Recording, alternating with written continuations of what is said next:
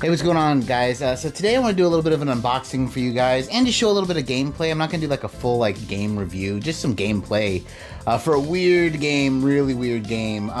Strictly Limited, a couple weeks ago during the Prime Day sales, put a lot of their games on sale, and they had this collector's edition on sale for like a really, really good price. So I picked it up because if you've never heard of Zombie Nation, it is a weird game, and it was remade for the Switch, but you know, they had a cool collector's edition, and like I said, it went like super duper cheap for Prime Day. So I wanted to open this thing up and show you guys, but also, like I said, I'm gonna show a little bit of gameplay just so you can see like what this game is, because it's kind of really weird. But without further ado, let's check out some Zombie Nation. Hey, but before we get too far ahead of ourselves, I'd love to thank the sponsor of today's video, and that is Lady Gaga's eyebrows during the opening ceremony of the Paris 2024 Olympics. Where are they at? I don't know.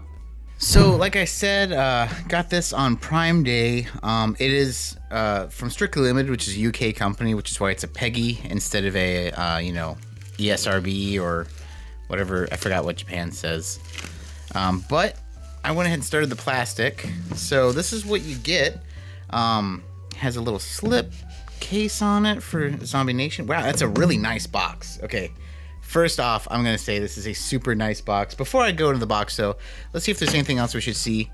It doesn't really look like it. Habanero means naughty, Tengu means monster. Naughty monster. That's what Naughty Monster and Zombie Nation. So like I said, it's a hard chipboard box. It's really quite pretty. The art's cool, and it's magnetic and opens up. This is neat. Oh man, it has some cool artwork on the inside. Looks like a mask.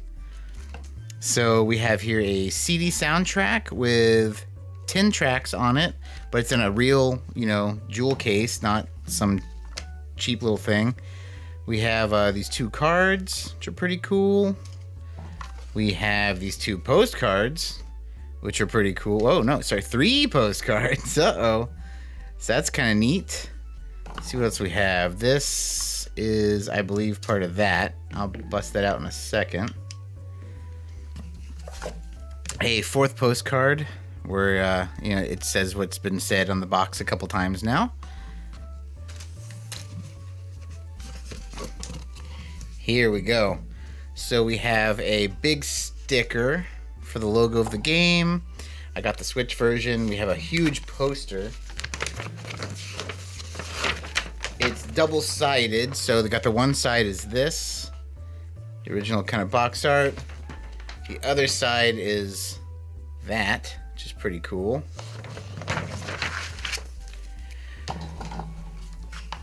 Take the game out. I really like this. I like how it was all kind of sealed in there. Let's see what's in the game, and then we'll open that up and check it out. This is a really cool set. So like I said, I got this on Prime Day, and I'm wanting to say it was like, this collector's edition was like marked down to like low 40s. I don't remember exactly, but it was definitely like either, it was 40 something. Like a low 40 something. But the game itself, if you just got the plain game, and I remember this game by itself, like just game only when this came out, my local stores had this for like $78, and I really wanted it, and then I didn't get it, and you know, so whatever. But look, it's, you know, numbered 1466 out of 1500. You have the game on the inside, reversible art, but no red spine, and looks like a little book for the game. So it has introduction, story, has the 2 characters, how to play, and a little note section. So it's a small book, but still a book nonetheless. Like I said, we'll check out the game in a second. But before we do that, let's check this out. This is what makes the collector's edition a collector's edition. But it's a pretty simple thing. Still cool though, right? So, you know, even at full retail, I think this collector's edition was like $100 or something. And so let's compare it to other companies, right? Like $100 collector's edition for, you know, let's dog on limited run games real quick. Limited run games gets you usually like a soundtrack and a paper sleeve, and, you know, maybe that's it. Who knows? This one, which, you know, I'm going to use the full retail price as the comparison. Gets you a freaking mask on a stand that you can, you know, that you can have on your shelf. Like, that's pretty damn cool. And it's, you know, plastic. It's pretty nice.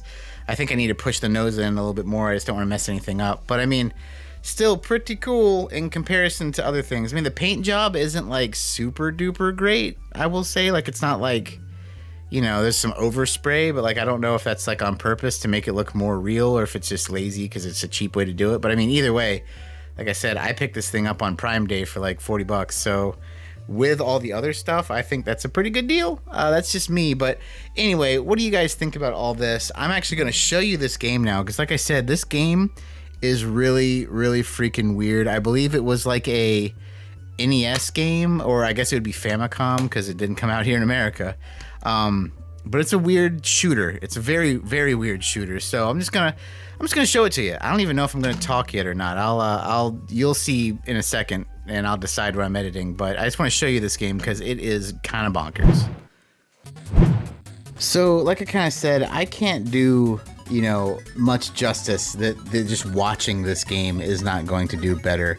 But like, let's talk about what the game has for people who are familiar with the game, just to kind of, you know, let you know. You know, there is some special features here where you can like see the original box art and the original cartridges and all that kind of stuff. You know, you can adjust the difficulty, etc., etc. The game itself has save states, has a rewind feature tied to a trigger, which is really nice to make things quicker. You know, all the kind of conveniences that a lot of these modern kind of ports or collections have, this game has. So if you're if you're a fan of this franchise or these two games, then, you know, you're going to be very at home here.